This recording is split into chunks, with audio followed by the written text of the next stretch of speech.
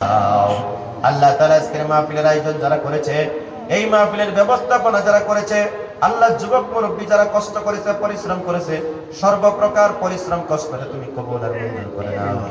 আয় আল্লাহ তাআলা, এই গ্রামবাসী অঞ্চলবাসী হাড় ভাঙা পরিশ্রমের টাকা দিয়ে মাহফিল সাজিয়েছে মাহবুব, আল্লাহ প্রত্যেকের দান খয়রাত তুমি কবুল আর মঞ্জুর করিয়া দাও।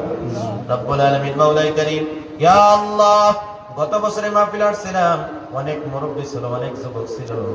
আল্লাহ তাআলা আমাদের মাঝে নাই, কিছু লোক মারা গেছে, কিছু লোক বিদেশের মাটিতে আছে, কিছু লোক মেডিকেলে আছে। আল্লাহ, যারা মেডিকেলে আছে আল্লাহ দয়া করে সুস্থতা দান করো। আল্লাহ তাআলা, যারা মরে গেছে তাদের কবরগুলো জান্নাতের বাগান বানিয়ে দাও। যারা আমাদের মধ্য থেকে বিদেশে আছে, প্রবাসের মাটিতে আছে, আল্লাহ তাদেরকে সুস্থ রাখিও, ভালো রাখিও আল্লাহ। আয় আল্লাহ, প্রবাসী ভাইয়েরা 30,000 টাকা এই মাহফিলের জন্য পাঠিয়ে দিয়েছে মাহবুব, আল্লাহ তাদের দানটা তুমি কবুল আর মঞ্জুর করিয়া নাও।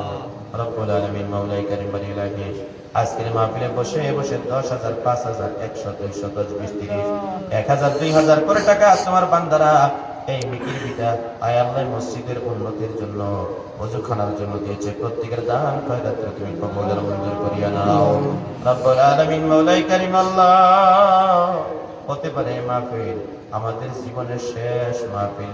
আল্লাহ, আগামী বছরে মাহফিল আমাদের সঙ্গে দেখা হতে পারে, নাও হতে পারে মাহবুব।